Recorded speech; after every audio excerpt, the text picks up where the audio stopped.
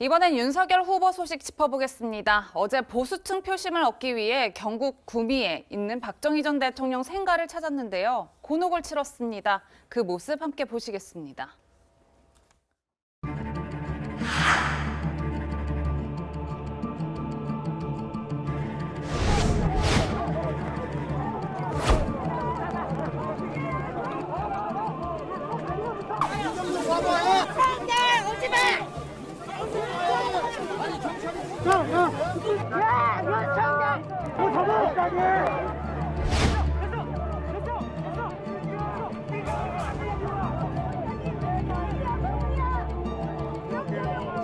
들어가시는 과정에서 여러 가지 좀 이제 반발하시는 분들도 많았거든요. 제가 검찰에 재직할 때 우리 박근혜 전 대통령 관련 사건 처리에 관여를 했기 때문에 열렬한 그 지지자들의 입장에 대해서는 제가 그분들의 안타까운 심정을 저도 충분히 이해를 하고 제가 그 부분은 감내해야 될 그런 것이 아닌가.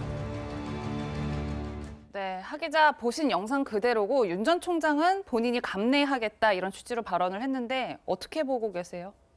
사실 아마 윤석열 후보 같은 경우에는 그 박근혜 대통령의 아주 강력한 그런 지지자들을 어떻게 설득할까 고민을 할 수밖에 없는데 사실 이제 지지자들 입장에서 보면은 그런 생각도 들 거예요. 그때 이제 수사를 했을 때 두 가지가 새로운 법리가 있었거든요. 하나는 이게 자기 자신이 직접 받은 뇌물이 아니잖아요. 최소한 씨가 만약 받았습니다. 근데 그 사람하고 이거 경제 공동체다 이렇게 하는 게 새롭게 나온 이론이었고요. 그 다음에 이제 또 하나가 뭐였냐면은 직접 박근혜 대통령이 어떤 뭐 삼성, SK, 롯데 이런데 여기에다가 돈을 주라라고 직접적으로 얘기를 안 했어요. 그래서 어떤 이론이 나왔느냐? 아, 이건 묵시적으로 청탁을 한 거다. 이런 두 가지 이제 이론이 나왔습니다. 그러니까 새롭게 두 가지 새로운 이론이 나왔기 때문에 아, 이거 좀 무리하게 한 거 아니냐 이런 생각을 할 수도 지지자들 사이에서는 할 수도 있었겠지만은 그러나 올해 1월에 최종 대법원에서 그것이 모두 인정이 됐어요. 인정이 돼서 징역 20년 나오고 벌금도 180억 나오고 추징금도 35억인가 나왔습니다. 이렇게 법원에서 그 검찰의 기소 내용을 모두 인정을 했다라고 하는 거는 그걸 만약에 그러면은 후배 검사들이 수사를 해가지고 범죄가 나왔는데 그걸 만약에 기소를 안 해요? 그런다면은 그거는 직권남용이고 그게 직무유기죠. 검찰의 최고 수장으로서 당연히 해야 할 일을 했을 뿐이고 그러나 지지자 입장에서는 서운할 수는 있겠다. 앞으로 이런 것들은 윤석열 후보가 이제 스스로 감내하고 가야 할 그런 내용이겠죠. 네. 네, 윤석열 전 총장이 박근혜 전 대통령을 비롯한 이른바 적폐 수사 논란. 윤 총장의 이 논란은 그제 TV 토론에서도 쟁점이 됐었는데요. 그 목소리도 같이 들어보겠습니다.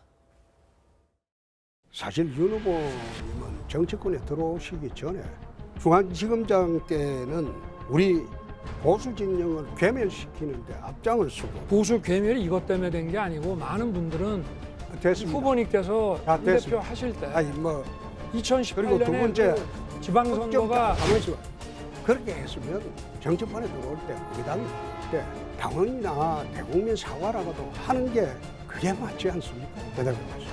제가 당시에 그 검사로서 맡은 소임을 했고 제가 검사로서의 한 일에 대해서 사과를 한다는 것은 그거는 맞지 않고요. 예, 됐습니다. 최지문 교수님, 예. 지금 홍준표 후보는 윤석열 전 총장의 적폐 수사가 보수 괴멸의 원인이다 이렇게 주장하고 있는 거고요. 제가 지금 목소리를 듣지는 않았지만 윤석열 후보는 오히려 홍준표 후보가 이끌었던 2018년 지방선거대에서 참패하면서 오히려 보수 괴멸이 왔다 이렇게 반격을 하게 됐는데 보수 괴멸의 원인 어디 있다고 보셨습니까? 그거는 모두한테 있는 거죠. 괴멸이라는 표현을 쓰고 싶지 않아요. 그러니까 예. 예를 들면 윤석열 후보가 적폐 수사한 게 보수 괴멸입니까? 그건 아니라고 봐요. 예. 그거는요 잘못된 거 바로 잡는 거고 적폐 수사한 게 뭐가 그게 보수 괴멸입니까? 그럼 적폐 수사 안 합니까?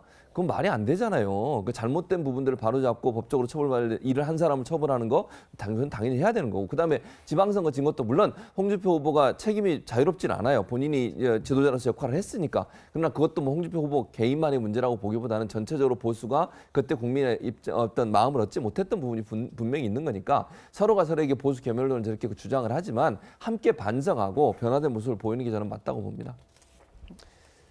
네, 후보들의 어떤 치열한 공방 속에서 어제 갤럽 조사가 나왔는데요. 대선 가상 양자 대결 여론조사 결과 한번 짚어보겠습니다. 이재명 43, 윤석열 42, 이재명 44, 홍준표 39. 그리고 후보를 바꿨습니다. 이낙연 40, 윤석열 42, 이낙연 39, 홍준표 40. 김근식 교수님, 예. 네 후보의 1대1 가상 대결 모두 오차 범위 내에서 백중세예요. 이 결과 어떻게 읽어야 될까요? 그만큼 이제 내년 대선이 호락호락하지 않다. 그리고 여당이나 야당이나 지금 함부로 예측하기는 어렵다는 생각이 들고요. 그래서 아마 어제 이준석 대표도 당대표 취임 100일을 맞는 기자간담회에서 저 부분을 많이 강조를 했어요. 예. 내일 당장 대선이라고 한다면 우리가 이긴다고 보장할 수 없다. 왜냐하면 이재명 지사 그 많은 의혹과 논란이 있음에도 불구하고 앞서가고 있고 우리 당의 홍준표 후보나 아니면 국민의힘의 윤석열 후보는 어떤 후보로 갖다 대도 이재명 지사가 일단 오차범위 아니긴 합니다만 앞서고 접전을 벌이고 있기 때문에 정권 교체라는 민심을 또 조사해 보면 또 많이 나옵니다.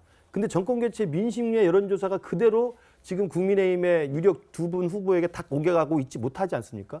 그런 맥락에서 보면 지금 이제 경선이 진행 중이기 때문에 경선의 과정이 끝나고 어떤 한 후보가 이제 경선 후보로 결정이 되면 그 뒤에 이제 본선의 경쟁력을 얼마나 확보하느냐가 중요하기 때문에 그런 맥락에서 과거를 지금 지켜봐야 되는데 지금 당장의 민심은 윤석열 후보든 홍준표 후보든 이재명 후보든 이낙연 후보든 다 오차범위 안에 있다. 내년 대선은 정말 여든 야든 호락호락하지 않다. 만만치 않다. 이걸 보여주고 있는 것 같습니다. 네. 정치권 소식까지 짚어봤습니다. 오늘의 마지막 한 랭킹 만나보시겠습니다.